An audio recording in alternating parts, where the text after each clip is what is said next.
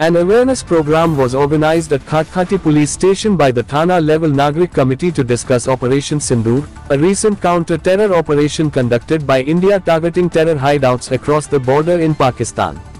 The operation was a strategic effort to neutralize terror threats and safeguard national security. The program also focused on promoting peace, communal harmony, and unity in the region in light of the operation's sensitive nature. Members of both the Hindu and Muslim communities actively participated in the event, showcasing a strong commitment to maintaining social harmony and brotherhood. Key highlights. Briefing by SDPO Bokajan. The SDPO emphasized the importance of national security and urged the public to remain united and vigilant. He called for communal solidarity in the face of divisive narratives that may arise in the aftermath of the operation. Remarks by O. Khatkhati. The officer in charge of Khatkhati police station briefed attendees on the importance of maintaining law and order. He encouraged community members to report any suspicious activity and to act as responsible citizens during such sensitive times. Community participation. Representatives from both major communities shared their views and unanimously pledged to uphold peace and brotherhood. Their joint participation symbolized unity and resilience against any attempt to disturb communal harmony. The awareness program successfully conveyed the message of unity in diversity, with law enforcement and citizens working hand in hand to ensure peace and stability in the society.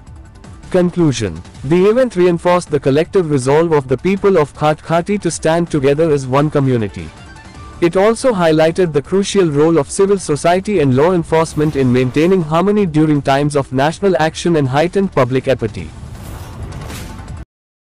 Meeting Potar Mukho Udishute already Ama Vishnuda Edu Abuka Tabaku Aji Juarati Kontakbadi Katikilapot Ji Takomun Kuisi Hetu Homprobot Ama SD Kusha Etimodia Kuisi Rastio Eta বিষয় আৰু আমি যেহেতু এটা এৰিয়াত আমি খটখটি থানা এৰিয়াত আমি সবে বাস আৰু সবে জানে যে খটখটি থানা এৰিয়াত আমাৰ মিক্স কমিউনিটি আছে বিভিন্ন জাতি জনগোষ্ঠী আমি এটা কমিউনিটিয়ে বাস কৰি আছো আৰু এই এটা ৰাষ্ট্ৰীয় পৰ্যায়ে ইন্টাৰেষ্টৰ লগত যাতে আমাৰ মাজত কোনো ধৰণৰ ডাউট বা বেমেজানি সৃষ্টি নহয় আমি সকলোৱে এক হৈ আছো এক হৈ থাকিম তাত কোনো দ্বিমত নাই আৰু মোৰ ব্যক্তিগতভাৱে আজি মোৰ যে ৩-৪ বছৰীয়া ইয়াতে খটখটিত অভিজ্ঞতা আছে মোৰ আপোনালোকৰ ওপৰত বিশ্বাস আছে যে এনেকুৱা ধৰণৰ এক্সাম্পল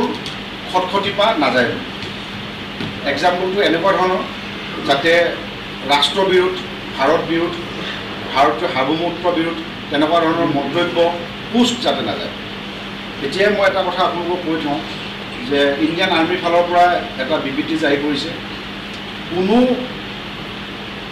সেনা বাহিনীৰ মুভমেণ্ট গাড়ী মুভমেণ্ট যদি আপোনালোকে দেখিছে কোনেও যাতে ভিডিঅ' কৰি কিনে ছ'চিয়েল মিডিয়াত পোষ্ট নকৰে এইটো ৰিকুৱেষ্ট কৰিছে আৰু ইণ্ডিয়ান আৰ্মি গোটেই ভাৰতবৰ্ষকে কৈছে অকল আমাৰ নৰ্থ ইষ্ট বুলি নহয় মুভমেণ্টবিলাক আমাৰ আৰ্মি ক'ত গৈ আছে কেনেকৈ গৈ আছে কি নিছে তেনেকুৱা ধৰণৰ কোনো যাতে ৰাস্তাত ভিডিঅ' নকৰে আৰু ছ'চিয়েল মিডিয়াত পোষ্ট নকৰে এইটো তেওঁলোকে ৰিকুৱেষ্ট কৰিছে